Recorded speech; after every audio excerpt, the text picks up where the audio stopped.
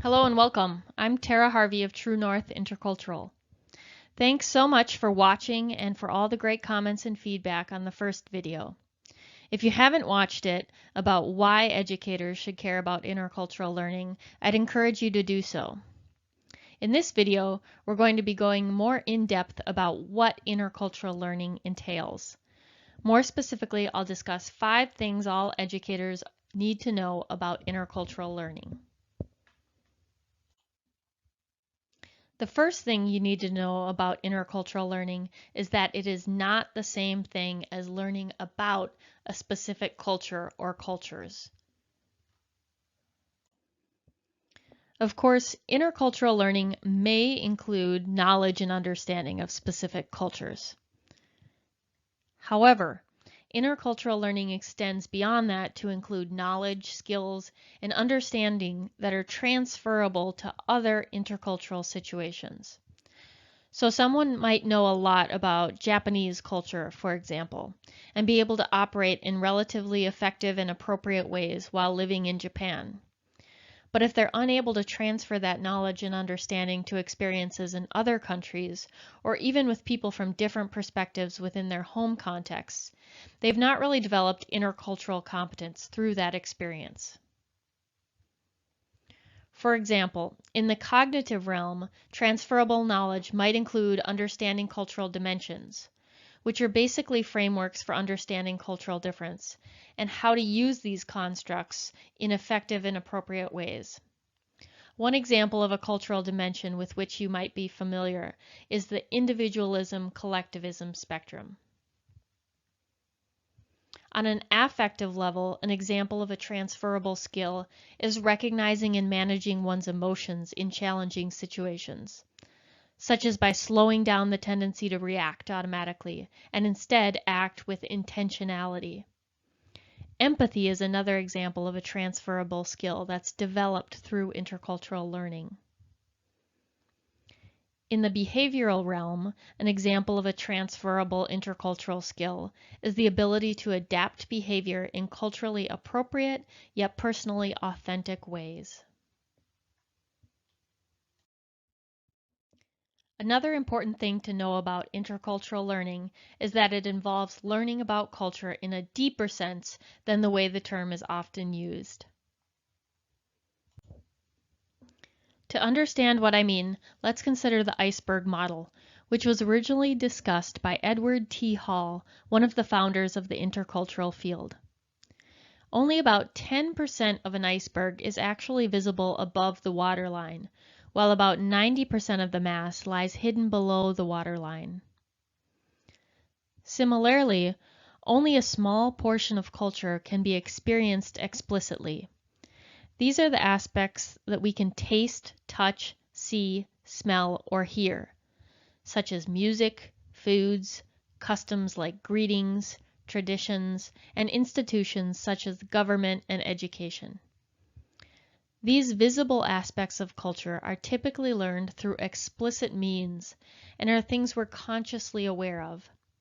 While they might be important to people, they're relatively fluid or changeable. On the other hand, there's a much larger part of culture that runs deeper and is further outside of our awareness. This includes things like values, beliefs, assumptions, and worldviews. For example, our ideas about what's good and bad, right and wrong, normal and not normal, respectful and disrespectful. These deeper aspects of culture, ideas about what's right and wrong, for example, are learned more implicitly. Think, for example, about how you learned what's right and wrong. These are connected to and impact the more visible aspects of culture, but are more difficult and slower to change. Intercultural learning requires understanding the deep aspects of culture, not just the visible aspects. While there are many different definitions of the word culture, this is a good practicing definition for what is meant by culture in the intercultural field. Culture is a learned set of shared interpretations about beliefs, values, norms, and social practices, which affect the behaviors of a relatively large group of people. Intercultural learning involves developing one's intercultural competence, which, as I mentioned in the last video, is the ability to communicate and act appropriately and effectively across cultural differences. In order to engage appropriately and effectively with people from different backgrounds, we must first understand the deeper aspects of their culture, what they've implicitly learned is good and bad, normal and not normal, etc., and how that may differ from our own sense of good and bad, normal and not normal. The third important thing to know about intercultural learning is that this is not just about interacting with people from different countries. It applies in domestic settings as well. Cultural groups may include nationality, ethnicity, gender and gender identity, sexual orientation, differing abilities, regionality, socioeconomic status, religion, and so much more. In addition, each of our cultural identities is complex and multifaceted. I'm U.S. American. I'm also female, also born and raised in Minnesota, and so much more. Each of these are cultural groups with their respective beliefs, values, norms, and social practices that have influenced me in various different ways.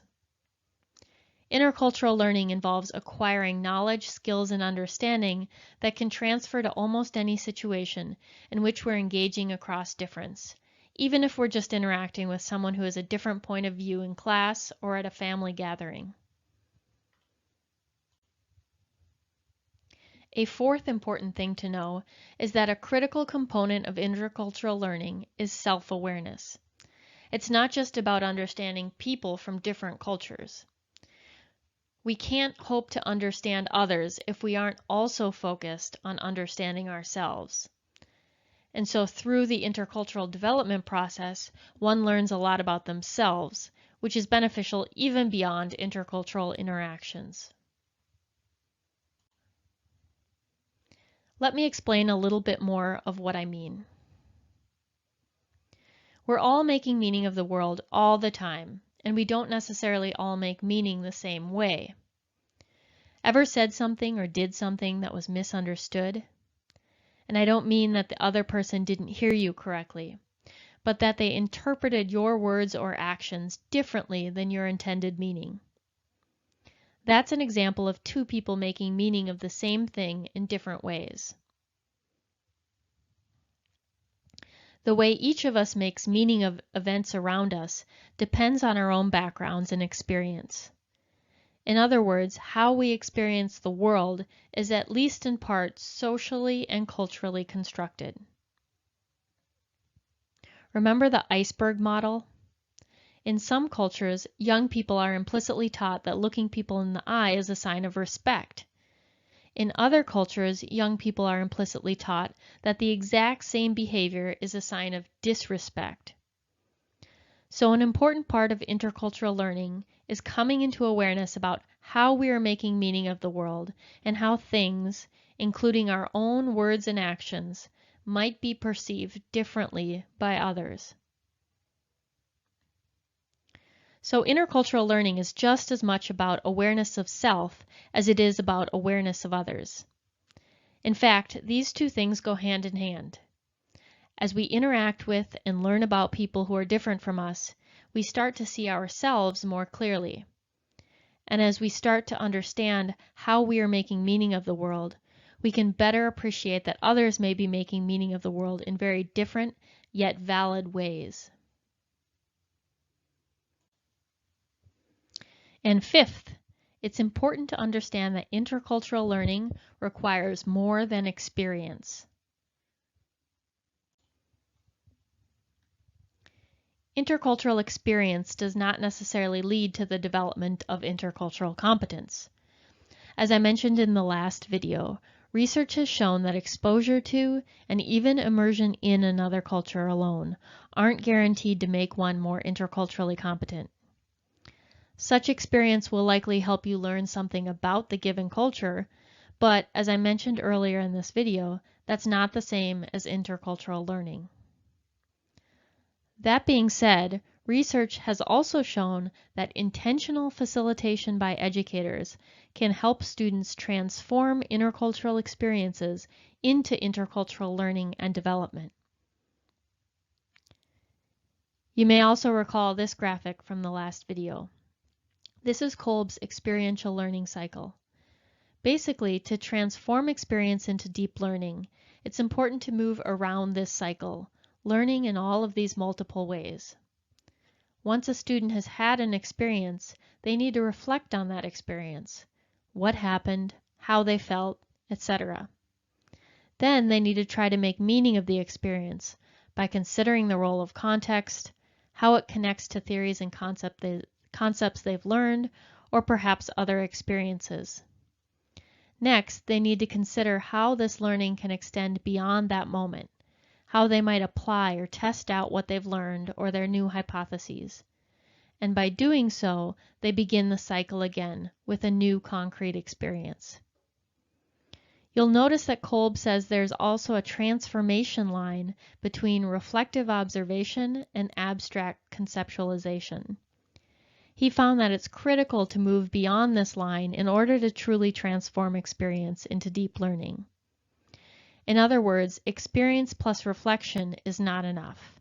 It's necessary to go beyond that and draw meaning from the experience. This is why it's necessary for educators to intentionally facilitate intercultural learning, rather than simply assume it will happen through experience. So, to summarize, 5 important things to understand about intercultural learning. 1. That it involves much more than simply learning about one or more cultures. 2. Intercultural learning focuses more on deep aspects of culture, such as values, beliefs, and worldviews, than on the explicit aspects of culture. 3. Intercultural learning is applicable in a wide variety of settings, at home and abroad. Developing our intercultural competence helps us engage more effectively and appropriately across difference, whether our difference stems from being born in different countries or holding different political points of view. 4. Intercultural learning not only involves understanding and empathizing with other people, but also requires a deep level of self-awareness. 5. Intercultural learning is not guaranteed to happen through intercultural experience. Instead, such experience needs to be combined with intentional facilitation. In the next video, I'll go a bit more in depth about this last point. So far, we've discussed why intercultural learning is important and a bit about what it entails. In the next video, I'll discuss how to facilitate intercultural learning, sharing a 4-phase developmental framework that can help you think about how to foster intercultural learning. Here's where you can find more information about the references mentioned in this video. Thanks so much for watching. I'd love to hear more about what stood out for you in this video, as well as your questions, so please share in the comments section. Thanks.